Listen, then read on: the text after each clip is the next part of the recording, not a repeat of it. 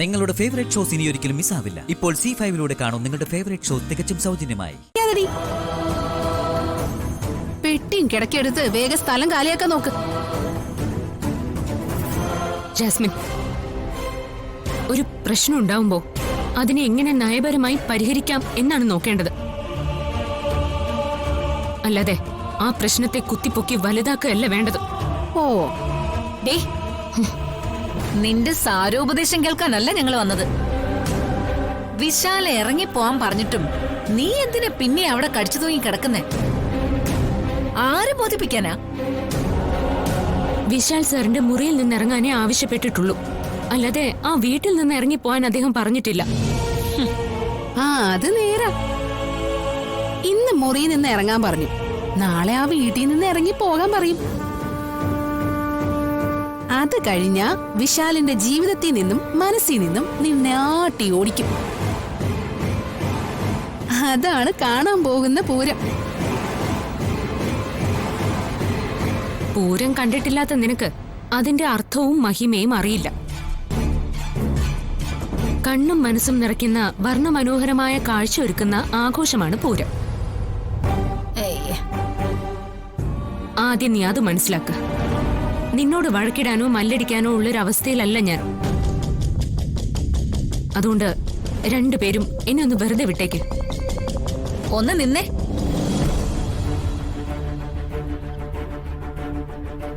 അങ്ങനെ നിന്നെ വെറുതെ വിടാൻ ഞങ്ങൾ ഉദ്ദേശിച്ചിട്ടില്ല. 16 വർഷം മുമ്പ് മരിച്ചു മണ്ണടിഞ്ഞ ആത്മാവിനെ കാണാൻ പറ്റുമെന്നും സംസാരിക്കാൻ പറ്റുമെന്നും എല്ലാവരെയും കാണിച്ചു തരാമെന്നും പറഞ്ഞ് ഞങ്ങളെ നാളുകളായി പറ്റിക്കുക നീ. ആ വിശാലിനെ പോലും നീ ചതിച്ചില്ലേ? അതിനുള്ള ശിക്ഷയാണ് വിശാൽ വിധിച്ചത്. അത് നീ അനുസരിച്ചേ പറ്റൂ. ഇല്ലെങ്കിൽ ഞങ്ങൾക്ക് അനുസരിപ്പിക്കേണ്ടി വരും. ചില തെറ്റിദ്ധാരണകൾ കൊണ്ട് നമ്മുടെ നിയമപാലകർക്ക് പോലും തെറ്റുപറ്റാറുണ്ട്. പിന്നീട് അത് തിരുത്താറുമുണ്ട്. അങ്ങനെ ഒരു തെറ്റിദ്ധാരണ ഉണ്ടായതുകൊണ്ടാ വിശാൽ സാറ് എനിക്ക് ഇങ്ങനെ ഒരു ശിക്ഷ വിധിച്ചത്.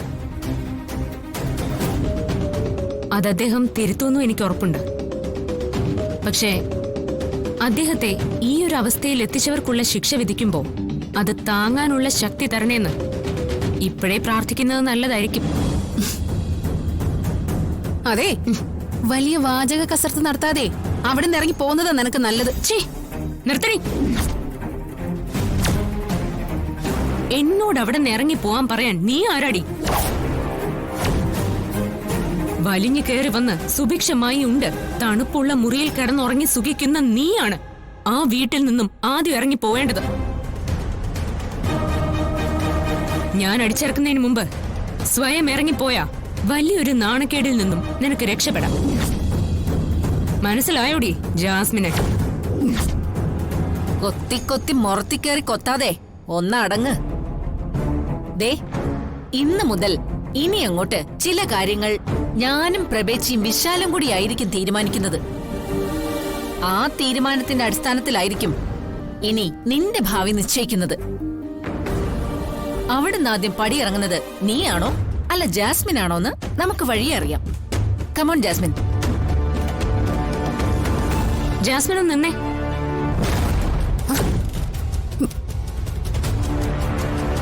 ജാസ്മിൻ, നീ നിന്റെ ജാതകം അറിയാവുന്ന ആരെങ്കിലും കൊണ്ട് ഒരു പ്രാവശ്യം കൂടി ഒന്ന് പരിശോധിപ്പിക്കുന്നത് നല്ലതാ. കാരണം ഗായത്രിയമ്മയെ പോലെ ആയുസ് എത്താതെയുള്ള മരണമാണോ നിനക്ക് ദൈവം വിധിച്ചിട്ടുള്ളതെന്ന് നീ ഒന്ന് അറിഞ്ഞിരിക്കുന്നത് നല്ലതായിരിക്കും. അങ്ങനെയാണെങ്കിൽ അത് അവിടെ വെച്ച് സംഭവിക്കാനാ കൂടുതൽ സാധ്യത.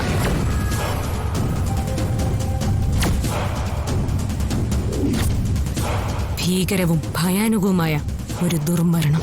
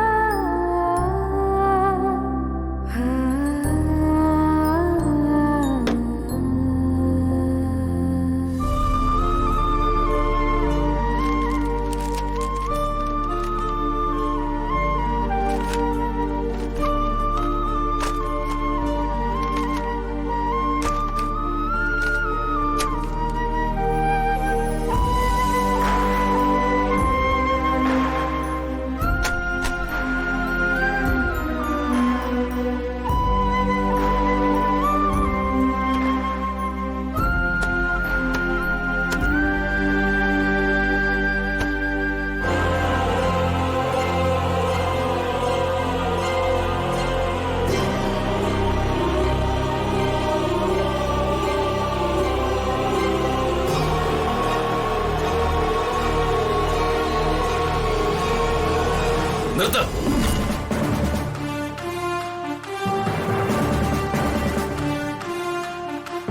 എന്റെ കൺമുന്നിൽ വരരുതെന്നല്ലേ നിന്നോട് ഞാൻ പറഞ്ഞത്?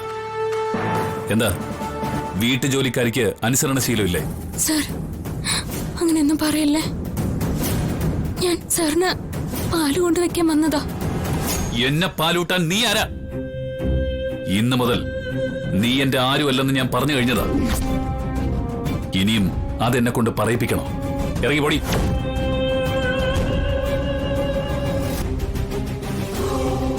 നിക്ക. ആ പാലും കൂടി എടുത്തോണ്ട് പോ. ഇന്നത്തെ ദിവസം സാറൊന്നും കഴിച്ചിട്ടില്ലല്ലോ. ഒരു ഗ്ലാസ് പാലെങ്കിലും കുടിച്ചൂടെ? ഞാൻ എന്ത് കഴിക്കണം, എപ്പ കഴിക്കണം എന്നൊക്കെ ഞാൻ തീരുമാനിച്ചോളാം. അതിനുള്ള സമയം കാലവും വീട്ടുജോലിക്കാരിയല്ല തീരുമാനിക്കേണ്ടത്. മനസ്സിലായോ? എടുത്തോണ്ട് പോടി.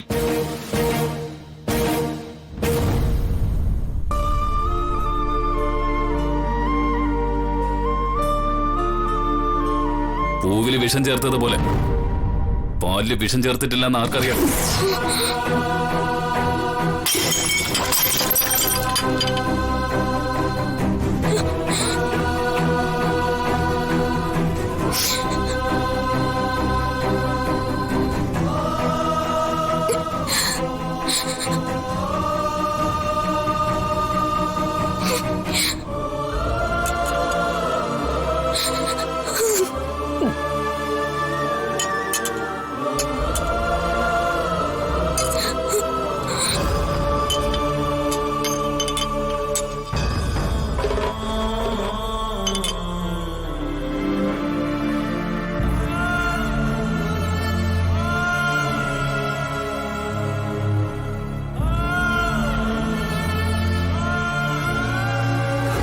പറഞ്ഞു പറ്റിക്കായിരുന്നില്ല എന്നെ, ചതിക്കായിരുന്നില്ല നീ എന്നെ.